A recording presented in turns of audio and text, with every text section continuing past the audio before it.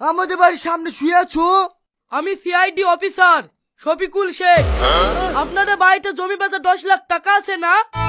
হ্যাঁ আছে। আপনি কি করে জানলেন? আমাদের কাছে ইনফরমেশন আছে আপনার ওই টাকা ডাকাতে ছিনতাই করবে, তাই আমি ছদ্মবেশে গতকাল রাতে থেকে আপনার বাড়ি পাহারা দিচ্ছি। আপনাদের ভয় করার কোনো দরকার নাই, আমি আপনাদের সাথে আছি। আপনি আমাদের এত বড় উপকার করেছেন। আসেন স্যার, আসেন আমাদের বাড়িতে আসেন।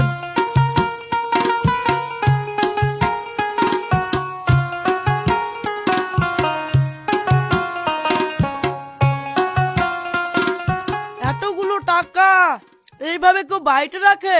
ব্যাংকে রাখবেন। এ দেখেন স্যার, বাজারে একটা জায়গা আছে তো, ওইখানে কাপড়ের দোকান দেওয়ার লেগে ওই জায়গাটা বিক্রি করনু। সে ঠিক আছে, কিন্তু টাকাগুলো ব্যাংকে রাখবেন, যখন যা দরকার হবে সেইভাবে কি তুলে আসবেন। তাতে আপনার টাকাগুলো সুরক্ষিত থাকবে আর আমাদের ডিপার্টমেন্টও শান্তিতে থাকবে। এ কথাটা আপনি খারাপ বললেননি স্যার। আমি আজই যাব ব্যাংকে টাকা রাখতে। আমাকে স্যার বলি লজ্জা দিয়েন না চাচা, আমি তো আপনার ছেলের বয়সী। ঠিক আছে বাপ, একটা কথা জিজ্ঞেস করব? হ্যাঁ করেন। তোমার বিয়ে হয়েছে? না চাচা, কাজের চাপে এখনো করা হয়নি। ভাবছি একটা ভালো মেয়ে পাইলে এইবার বিয়েটা করে ফেলবো। এই নেন চাচা। এইটা আপনার মেয়ে নাকি? হ্যাঁ বাপ, আমার মেয়ের লেগু একটা ছেলে খুঁজছি। তোমার মতো একটা ভালো ছেলে পাইলে বুঝলো দিনি আমার মেয়ের বিয়েটা দিয়ে দেব। একটা কথা বলবো চাচা? হ্যাঁ বলো বাপ। বলতে লজ্জাও লাগছে। লজ্জা কিসের বাপ, বলো বলো। আপনার মেয়েকে আমার খুব পছন্দ, আপনার মেয়ের সাথে আমার বিয়ে দেবেন? তুমি আমার মেয়েকে বিয়ে করবা? ওগো, আরেক প্লেট মিষ্টি নিয়ে আসো।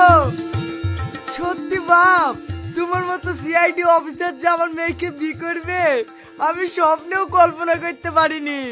কি গো, এত আনন্দ কিসের? তুমি এখনো দাঁড়িয়ে আছো? তাড়াতাড়ি হবু জামাইকে মিষ্টি মুখ করাও। নাও বাপ।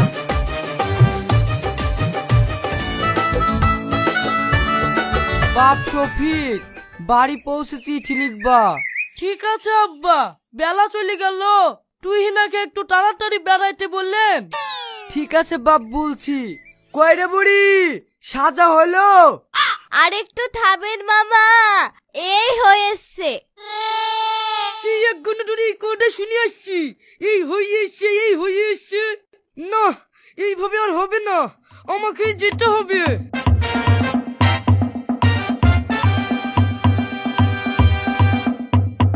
কই গো তুই না, একটু তাড়াতাড়ি সাজো, বেলা চলে গেল।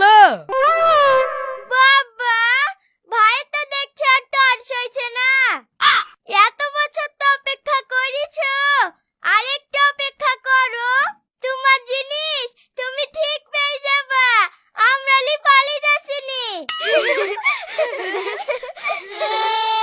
না না, তার লাগি না, বেলা চলে যাচ্ছে তো, রাত লেগে গেলে আর বাড়ি পৌঁছাতে পারবো না, তার লাগি। কেনে ভাই আবার রাত কানা নাকি, তাই বাড়ি পৌঁছাতে পারবে না? না না না, এমনি বলছি, সাজো সাজো। এই তোরা আর কি মাসনি তো, অনেক দূরের রাস্তা তো, তার লেগে বলছে। বাবা, একটু ধরা পড়ে তা শুনু। না না, এখানে আর হুটুপাটা করা যাবে না, সন্ধ্যা লাগে লাগুক, এখানে ধরা পড়লে বউ আর হাতে পাওয়া যাবে না, ওই ধারে কি যা হয় হবে।